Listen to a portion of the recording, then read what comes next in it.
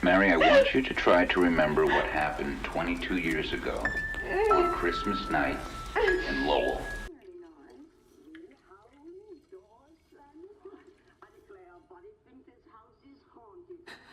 Hey everyone, welcome back to Most Amazing Top 10. I'm your host, EDDY. Every show ever written has a ton of content that has never seen the light of day. Really, in any entertainment industry, they throw out the majority of the stuff they think of and only really give you the good things. How do you think porn is made? Trust me, you don't want to see the behind the scenes of the nudie industry. But what about the episodes that were thrown away not because they weren't high enough quality for the viewer, but because something horrible happened? Well, a couple weeks ago, Rebecca went through the top 10 scary lost episodes. If you haven't seen that, you should go check out that video before you watch this one, because who starts at the sequel? That makes no sense. But you guys loved the first video so much that I'm bringing you today's list of top 10 scary lost episodes part 2. Make sure you like, comment, subscribe, and hit the little notification bell. Also, follow Most Amazing Top 10 on Instagram and Facebook. It's a great way to get to know myself and the other hosts a little bit better. And without taking any longer, let's get into this list. At number 10, we have The Grieving, The Amazing World of Gumball. To start this list off, we got something pulled out of the world of creepypasta. Of course, with creepypasta, you never know if these things are real or fake, except for Goatman. He's real. He's got a super lean body and can jump like an Olympian. Always be aware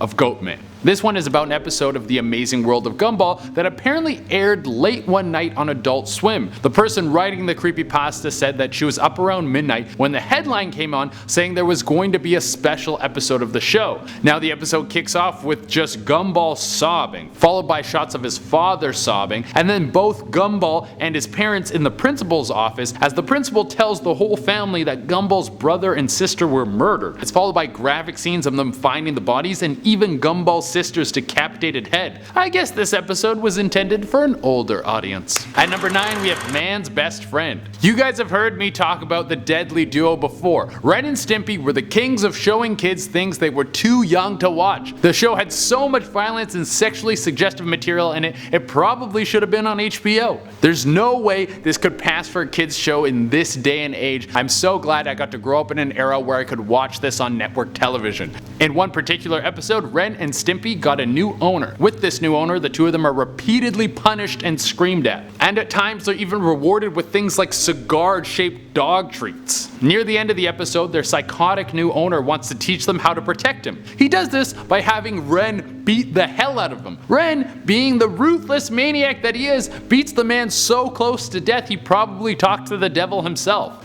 I don't really need to give you any more details as to why this episode was lost to us. At number 8, we have Doug's Real Life. If you're old enough to remember the cartoon Doug, you know it was about a kid who was living a pretty ordinary life, and sometimes the show was spruced up with a vivid imagination. It was a little too plain for me when I was younger. I was consumed by the anime era, so if a show didn't have superpowers or crazy hair, I probably wasn't going to watch it. But in this particular episode of Doug, it starts with Doug just writing in a dark room. The shot stays on him long enough to seem weird. It's followed by then Doug walking to school still in silence. As this is happening, it seems the footage is glitching out. Then when Doug gets to school, he finds out he flunked the test and everyone laughs at him. Finally, the episode wraps up with Doug having a vivid hallucination of his parents screaming at him for him failing the test, and then he goes back to his room and he starts saying, "I don't know which one is real." Very weird. At number 7, we have Ed, Edd, and Eddy. Oh baby, we got another one that's apparently secretly aired. It's of Ed, Edd, and Eddy, the show about the dumbest dudes in town who are best friends, and when they get together they're almost dumber as a party than they were apart. Well, in this episode, the show wasn't really about 3 fun-loving morons, but it starts with a dark shot on the usual scenery that the show takes place in, but this time it was very dark and unsettling. As the episode goes on, it seems that the show is deteriorating,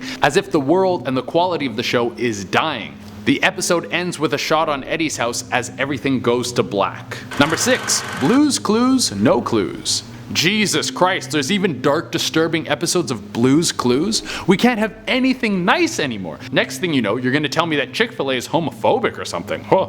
Now this one is probably another creepypasta, but I thought it was interesting enough to put it on this list. Apparently someone found an old VHS of Blue's Clues in their home. They decided to pop it in and see how much of the episode they still remember. Turns out it was none, because the episode started with Steve showing everyone that he had killed Blue, then proceeded to murder all of his talking talking friends that he usually goes to throughout the show. I'm gonna say that this one is a big old fake because who still has a VCR plugged in? If I found an old VHS I wanted to watch, I would have to order a VCR from China and wait for it to get to me. At number 5, we have Candle Cove. This is one of the most famous creepypastas out there. What makes this one so popular is there is apparently a large community of people who swear the show is real even though there is no record of it. Well, I mean, you can say that about a lot of things like religion, but we don't need to get into there. The last thing I need is a bunch of religious fanatics attacking me because I made fun of their Sky Lord. But apparently back in the 70s there was a show called Candle Cove. It was about pirates and a skeleton that would try to eat a little girl's skin. Very child friendly.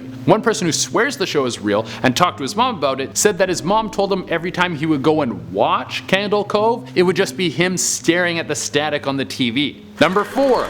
Axis Power HETALIA, episode 23.5. Axis Power HETALIA was a show where every character was a different nation, and they would have character traits based on that nation. Nothing like a show with subtle undertones of racism. I love it! Well, one episode has the Axis powers stuck on an island. We got Germany, Japan, and Italy. As night begins to close in, we see Germany and Japan whispering to each other. They wait for Italy to go to sleep, and after he does, the two gang up on him and drown him in the water. They then cut his stomach open and start roasting his organs. If you're stuck on an island, sometimes you gotta eat your friend's liver. That's life. Number 3, Not Long Enough, Futurama. If it wasn't bad enough, now I gotta ruin Futurama for you. There's not a lot that this show could do to take it too far. Half the episodes follow an alcoholic robot who loves hookers, stealing, and lying. But the internet has said there was a lost episode of the show that starts like most Futurama episodes, with the crew of Planet Express making a delivery. They fly to a planet with only one house on it. They bring the delivery to the door, and there's a giant ugly alien there who takes it, opens the package revealing a knife, and then stabs himself. No one reacts. The crew then flies back to their home in New York and everyone is gone. Fry then starts crying and then goes to the cryo chamber where he was originally frozen and then refreezes himself. He then wakes up later and his body is decaying. Leela and Bender show up and they say, "Not long enough." Who knows what that means? At number 2 we have Max and Ruby 0004. Here's another found footage one for you guys. This one was apparently found in someone's garage. It was a Max and Ruby DVD that was very odd because the cover had been drawn on with a Sharpie, like when you get bootleg movies from Chinatown.